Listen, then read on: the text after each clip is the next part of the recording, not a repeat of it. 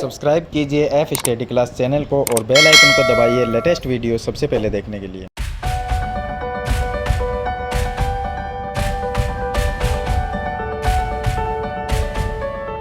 Hello students, आज हम कक्षा 9 की प्रश्नावली 8.2 के क्वेश्चन को सरल करेंगे। पीछे वाली वीडियो मैंने आपको 8.1 प्रश्नावली है, उसके सभी क्वेश्चन मैंने आपको बता दिए थे। तो चलिए हम शुरू करते हैं। प्रश्न नंबर इसका 1, तो आप वीडियो को लाइक कर दीजिए और चैनल को सब्सक्राइब कर लीजिए। तो देखिए प्रश्न नंबर जो 1 है उसमें हमें दिया गया है कि ABCD एक चतुर्भुज है। यहाँ पर चित्र से समझते हैं ABC और D ये एक बड़ा चतुर्भुज है जो मैंने रेड कलर में बनाया है, जिसमें PQRS, यहाँ पर देखिए PQR और S ये 4 बिंदु है जो कि क्रमश भुजाओं ABCD और DA के मध्य बिंदु है। यानी AB भुजा का मध्य बिंदु P है, BC जो भुजा है इसका मध्य बिंदु Q है, इसी तरह से CD का मध्य बिंदु R है और DA का मध्य बिंदु S है। देखिए आकृति AC उसका एक विकिरण है, AC यहाँ पर बीच में एक विकिरण दिया गया है। हमें सिद्ध करना है कि SR समांतर है AC के। तो SR कौन सी है? देखिए ये SR है, ये जो SR है ये समांतर है AC जो विकिरण है इसके समांतर हमें सिद्ध करनी है, यानी समांतर करना है। SR समांतर AC करना है और SR है बराबर 1/2 AC, यानी SR है वो AC की आधी है। सेकंड में हमें सिद्ध करना है PQ बराबर SR, यानी ये SR और PQ इन दोनों को समांतर सिद्ध करना है, बराबर सिद्ध करना है। और लास्ट में हमें पार्ट नंबर 3 में PQRS एक समांतर चतुर्भुज है। तो बीच में जो PQRS ये जो चतुर्भुज बन रहा है इसको समांतर चतुर्भुज सिद्ध करना है। तो देखिए यहाँ पर हमारे पास में मध्य बिंदु की बात आई है, तो हम मध्य बिंदु पर में जो है उससे सरल करेंगे। अब मध्य बिंदु पर में क्या है वो मैं आपको फिर से एक बार बता देता हूँ। मध्य बिंदु पर में का मतलब है कि अगर किसी त्रिभुज में, मान लीजिए ये एक त्रिभुज है, अगर किसी त्रिभुज में 2 भुजाओं का मध्य बिंदु, यानी इस भुजा का मध्य बिंदु ये मान लेते हैं और इधर वाली का ये मध्य बिंदु है। यदि किसी त्रिभुज में 2 भुजाओं के जो मध्य बिंदु है उनको जो मिलाने वाली रेखा, इस रेखा से हमने उनको मिला दिया। मिलाने वाली रेखा त्रिभुज की तीसरी भुजा के समांतर और उसकी आधी होती है। कहने का मतलब अगर मैं इस त्रिभुज को ABC मानूं और AB का मध्य बिंदु P है और AC का मध्य बिंदु Q है, तो मध्य बिंदु जो है उन दोनों को मिलाने वाली जो रेखा है PQ, ये PQ रेखा, ये तीसरी भुजा कौन सी है? त्रिभुज की BC, इसके समांतर होती है, इसके समांतर होती है और इसकी आधी भी होती है। यानी कि मैं इसको ये लिख सकता हूं जो PQ है, PQ उसको लिख सकता हूं BC के समांतर, तो समांतर BC लिख सकता हूं। और इसको ऐसा भी लिखा जा सकता है कि PQ है वो BC की आधी है, तो मैं लिख सकता हूं PQ बराबर 1/2 BC। ये है मध्य बिंदु पर में। यानी कि कहने का मतलब ये है कि किसी भी त्रिभुज में 2 मध्य बिंदु, यानी किसी 2 भुजाओं का जो मध्य बिंदु है उनको मिलाने वाली रेखा त्रिभुज की तीसरी भुजा के समांतर और उसके आधी होती है। तो ये चीज़ हम यहाँ पर करेंगे और इन क्वेश्चन को सरल करेंगे। तो मध्य बिंदु पर में लगाएंगे। तो चलिए पार्ट नंबर 1 सरल करते हैं। पार्ट नंबर 1, तो इसका देखिए उत्पत्ति सबसे पहले उत्पत्ति से स्टार्ट कर लेते हैं हम। तो इसमें देखिए क्या है, हमें SR और AC को समांतर करना है। तो इस त्रिभुज को इस तरह से देखिए, ये है SR और ये है AC। अगर AC और SR इनको हम लेते हैं तो ये हमें त्रिभुज लेना पड़ेगा ADC। ADC त्रिभुज लेंगे तो इसमें AC भी आ जाएगी और SR भी आ जाएगी, क्योंकि S और R क्या है? AD का मध्य बिंदु S है और CD का मध्य बिंदु R है, जैसा कि मैंने पीछे त्रिभुज में आपको बताया है। तो मैं त्रिभुज लेता हूं ADC, ये त्रिभुज लेंगे तो हम लिखेंगे कि त्रिभुज ADC में, इस त्रिभुज के अंदर देखिए ये ADC जो त्रिभुज लिया है मैंने, इस त्रिभुज में जो AD भुजा है इसका मध्य बिंदु S है और CD का मध्य बिंदु R है। तो मैं क्या लिखूंगा? मैं ये लिख दूंगा कि S जो है, S AD का मध्य बिंदु है, S भुजा एडी का मध्य बिंदु है, मध्य बिंदु है। और इसी तरह से आर जो है, आर किसका मध्य बिंदु है, सी डी का। तो आर भुजा सी डी का मध्य बिंदु है, सी डी का मध्य बिंदु है। अब ये एडी भुजा का मध्य बिंदु एस है और सी डी का आर है, तो मध्य बिंदु पर में लगा सकते हैं। तो हम क्या लिखेंगे, हम ये लिखेंगे कि ये जो एस आर जो भुजा है, एस आर दोनों मध्य बिंदु को मिलाने वाली जो रेखा एस आर, ये ए सी के समांतर होगी। तो मैं लिख सकता हूं कि एस आर समांतर होगी किसके, ए सी के, ये लिख सकते हैं। और साथ ही एस आर है वो ए सी की आधी हुई, क्योंकि ए सी बड़ी भुजा है और एस आर छोटी है। तो एस जो मध्य बिंदु को मिलाने वाली जो रेखा होती है वो त्रिभुज की तीसरी भुजा जो होती है उसकी आधी होती है। तो एस आर ए सी भुजा है, इसकी क्या है, आधी है। तो मैं इसको ऐसा भी लिख सकता हूं, एस आर बराबर 1/2 ए सी। इसको नाम देंगे समीकरण नंबर 1। यहां पर हमारा पहला पार्ट सरल हो जाता है। कैसे, देखिए हमें पहले पार्ट में क्या सिद्ध करना है, हमें ये करना है एस आर समांतर ए सी, तो एस आर समांतर ए सी कर दिया। और दूसरा एस आर बराबर 1/2 ए सी, एस आर बराबर 1/2 ए सी। तो पहला पार्ट यहां पर सरल हो जाता है, सिद्ध होता है। सेकेंड पार्ट में देखिए, पार्ट नंबर 2 में पी क्यू बराबर एस आर सिद्ध करना है, पी क्यू और एस आर को बराबर सिद्ध करेंगे। तो देखिए पी क्यू तो ये नीचे वाली है और एस आर ऊपर वाली है। तो मैं क्या करूंगा, एस आर तो हमारे पास में है, यानी एस आर को पी क्यू के अगर बराबर करना है, देखिए एस आर और पी क्यू को बराबर करना है, तो एस आर तो यहां पर है। और मैं क्या करूंगा कि पी क्यू लेके आऊंगा। पी क्यू कैसे लेंगे, पी क्यू हम नीचे वाला अगर त्रिभुज लेते हैं, इसमें पी क्यू आ जाएगी, क्योंकि इसमें भी मध्य बिंदु पर में लगा देंगे। तो मैं लिखूंगा सेकंड पार्ट में, पार्ट नंबर 2, त्रिभुज कौन सा लेंगे, ए बी सी, नीचे वाला त्रिभुज लेंगे। देखिए ये ए हो गया और यहां से ये बी सी, ये त्रिभुज लेंगे नीचे वाला। तो इसमें देखिए त्रिभुज ए बी सी में, अब नीचे वाले त्रिभुज की बात करें तो P है वो ए बी का मध्य बिंदु और Q है बी सी का मध्य बिंदु। तो मैं लिखूंगा कि P भुजा ए बी का मध्य बिंदु है, मध्य बिंदु है। और दूसरा Q जो है वो बी सी भुजा का मध्य बिंदु है। तो लिखूंगा Q भुजा बी सी का मध्य बिंदु है, मध्य बिंदु है। अब मध्य बिंदु पर में लगा देंगे।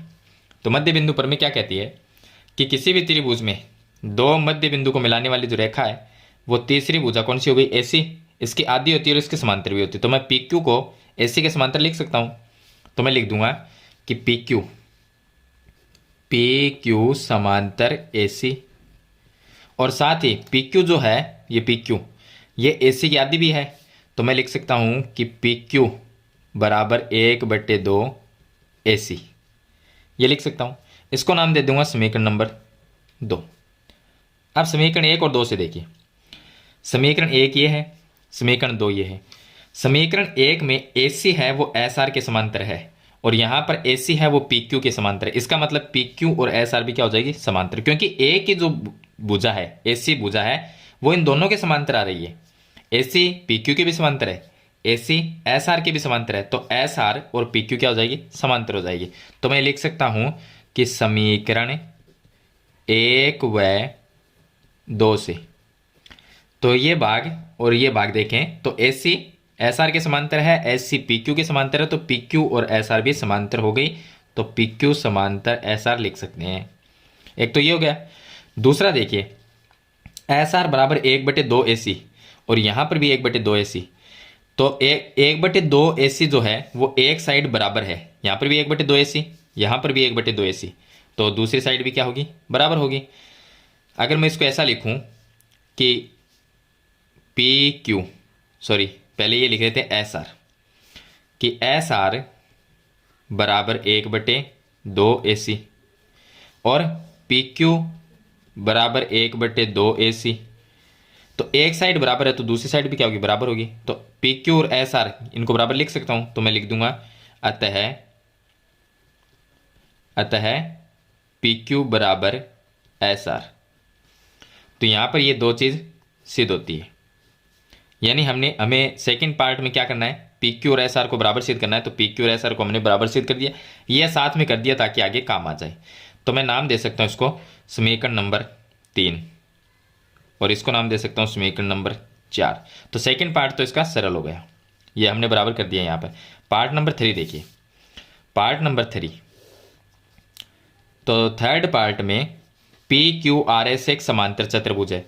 तो अगर हम बीच वाले जो चतुर्भुज बन रहा है इसको समांतर चतुर्भुज सिद्ध करना है तो हम लेंगे पी क्यू आर एस चतुर्भुज, पी क्यू आर एस में इस पी क्यू आर जो पी क्यू आर एस चतुर्भुज है इसमें देखिए पी क्यू और एस आर, ये पी क्यू और एस आर इनको हमने यहाँ पर बराबर किया है और पी क्यू और एस आर समांतर भी है। तो मैं लिख सकता हूँ कि पी क्यू समांतर एस आर है, ये लिख सकता हूँ। और इसको मैं लिख सकता हूँ पी क्यू बराबर एस आर। ये तो हमने लिया है समीकरण 3 से, समीकरण 3 से, और ये लिया है समीकरण 4 से, 4 से। अब देखिए पी क्यू आर एस हमने चतुर्भुज लिया है, इस चतुर्भुज में पी क्यू भुजा एस आर के समांतर है। तो नीचे वाली जो पी क्यू है वो इसके समांतर है और पी क्यू भुजा एस आर के बराबर भी है और ये भुजा इसके बराबर भी है। यानी किसी भी चतुर्भुज में दो सम्मुख भुजाएं बराबर भी हो और समांतर भी हो तो वो क्या कहलाता है, समांतर चतुर्भुज है। तो यहां पर आपको एक चीज लिखनी पड़ेगी, लिखेंगे क्या, यदि किसी चतुर्भुज की सम्मुख भुजा बराबर व समांतर हो तो वह समांतर चतुर्भुज होता है, समांतर चतुर्भुज होता है। अतः पी क्यू आर एस भी क्या है, समांतर चतुर्भुज, पी क्यू आर एस समांतर चतुर्भुज है, समांतर चतुर्भुज है। तो ये यहाँ पर पार्ट नंबर 3 सिद्ध हो जाएगा।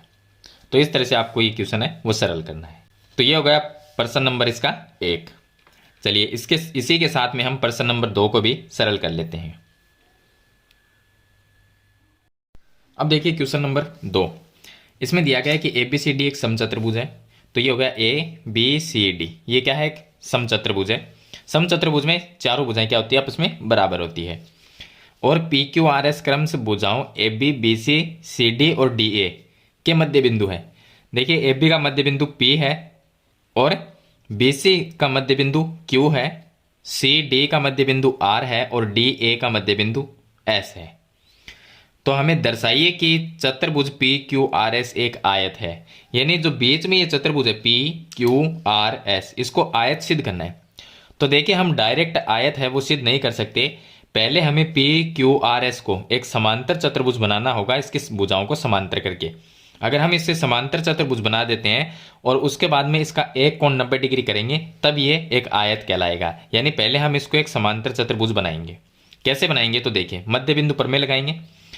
तो यहां पर हम बात करें उत्पत्ति से स्टार्ट करते हैं। चलिए उत्पत्ति में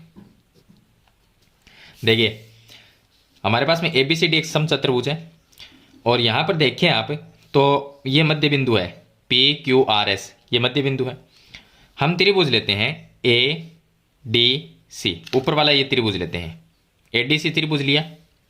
ए डी सी त्रिभुज में ये क्या है, एस है वो ए डी ए का मध्य बिंदु और आर है वो सी डी का मध्य बिंदु। तो पहले हम ये लिखते हैं कि त्रिभुज कौन सा लिया, ए डी सी, त्रिभुज ए डी सी में इस त्रिभुज के अंदर एस है ए डी का मध्य बिंदु।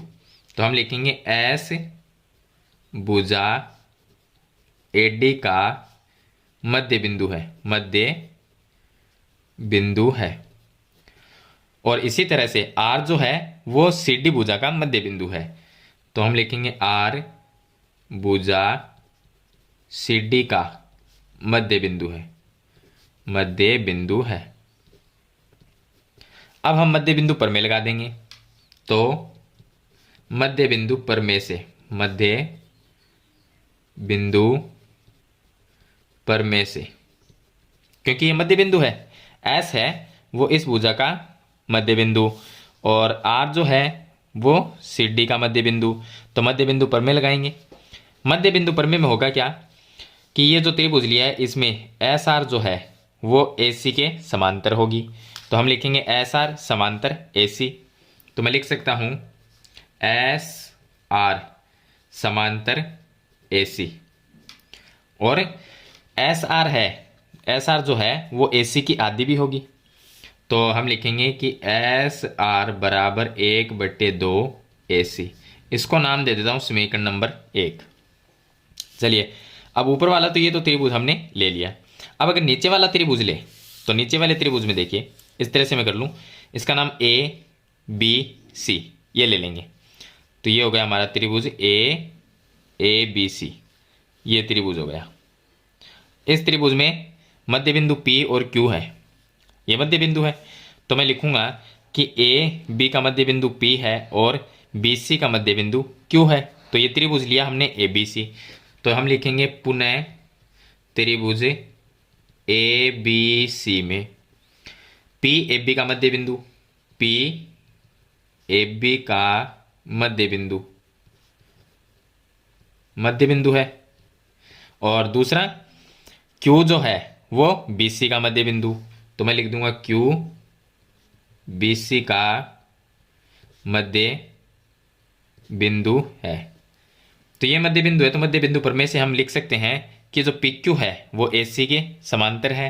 तो मैं लिख सकता हूं कि PQ समांतर AC, और PQ है AC की आधी भी होगी। तो PQ बराबर 1/2 AC। समीकरण नंबर इसको नाम दे देते हैं 2। अब देखिए समीकरण 1 और 2 से AC SR के समांतर है, AC PQ के समांतर है, तो SR और PQ आपस में क्या होगी, समांतर हो जाएगी।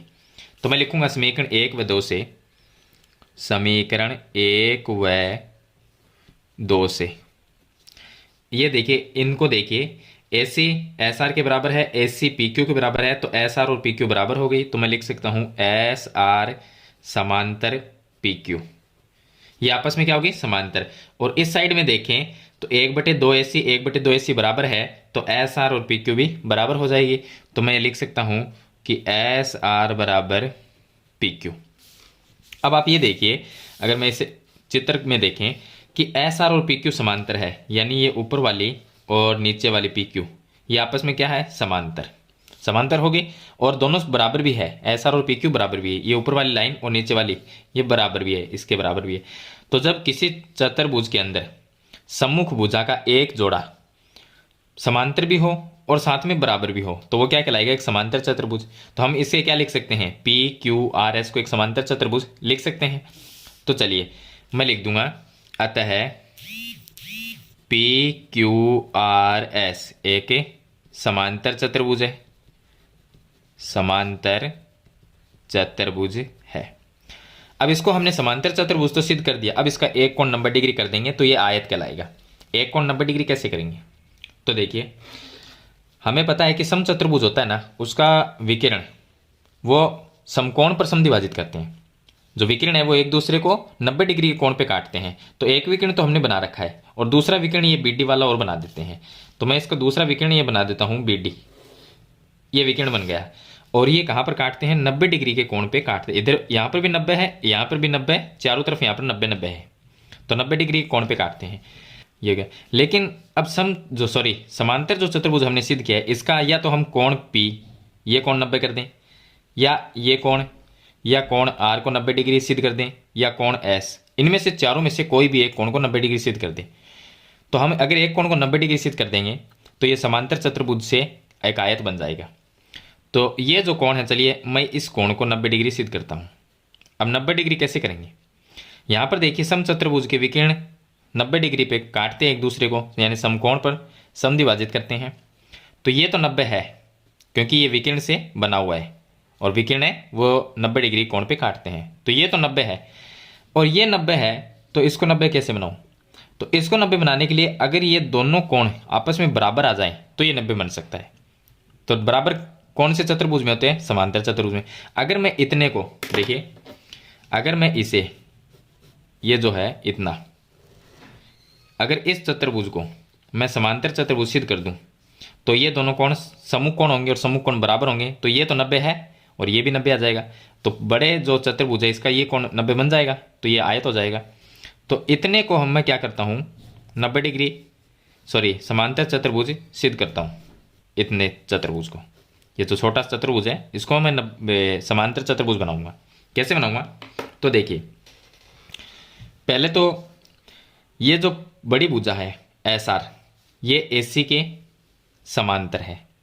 एसी के समांतर है, ये पूरी भुजा एस आर एसी के समांतर है। ये हमने यहां पर लिखा था एस आर समांतर एसी। तो मैं समीकरण 1 से ये लिख सकता हूं।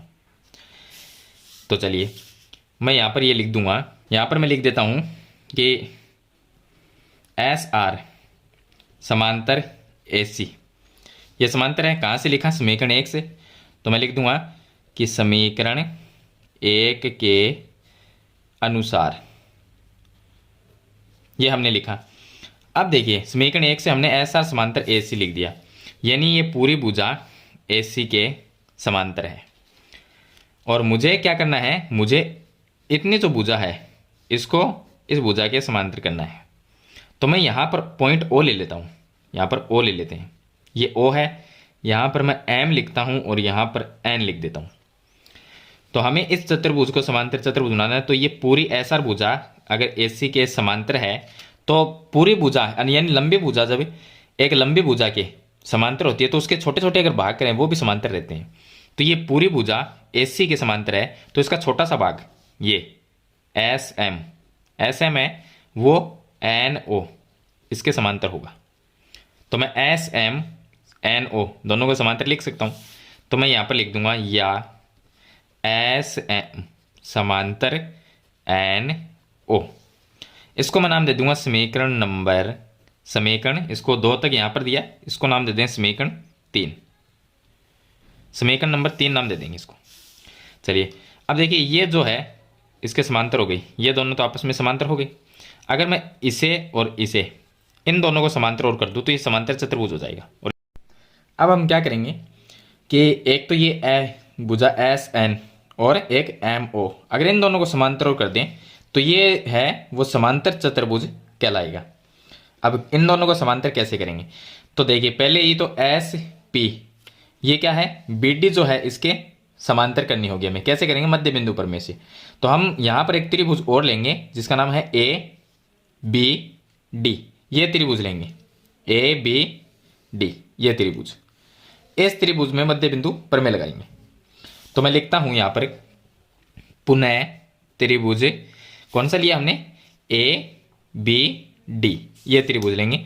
तो ए बी डी में अब यहां पर देखें तो ए बी जो है इसका मध्य बिंदु P है, तो मैं लिखूंगा P ए बी का मध्य बिंदु है, मध्य बिंदु है। और दूसरा S है वो ए डी का मध्य बिंदु, तो S ए डी का मध्य बिंदु, यह है मध्य बिंदु। अब दोनों ये मध्य बिंदु है तो इसमें मध्य बिंदु पर में लगाएंगे कि ये जो एस पी है वो बी डी जो है इसके समांतर होगी। तो मैं लिख सकता हूं कि एस पी समांतर होगी बी डी के। देखिए ये एस पी और बी डी समांतर होगी और एस पी आदि भी होगी बी डी की। तो मैं इसको एस पी बराबर 1/2 बी डी ये भी लिख सकता हूं। समीकरण नंबर इसको नाम दे देंगे हम 4। अब देख चलिए इसको नहीं देंगे 4 नंबर, हम थोड़ा सा इसको ये लिख सकते हैं हम कि एस पी ये जो पूरी भुजा है ये बी डी के समांतर है। तो इसका ये छोटा सा भाग है एस एन, ये भाग ये भी समांतर होगा एम ओ के। तो मैं या इसको ऐसा लिख सकता हूं कि एस एन समांतर होगा एम ओ के, ये समांतर होगा। इसको नाम दूंगा समीकरण नंबर 4। अब देखिए एक तो समीकरण नंबर 3, समीकरण नंबर 3 में क्या है? एस एम समांतर एन ओ, एस एम तो ये है और एन ओ ये है, ये दोनों तो समांतर है समीकरण 3 में। और समीकरण 4 में एस एन समांतर एम ओ, ये एस एन और ये एम ओ ये समांतर है। तो आपस में सम्मुख भुजाएं क्या हो गई? समांतर होगी। तो इसको मैं समांतर चतुर्भुज कह सकता हूँ।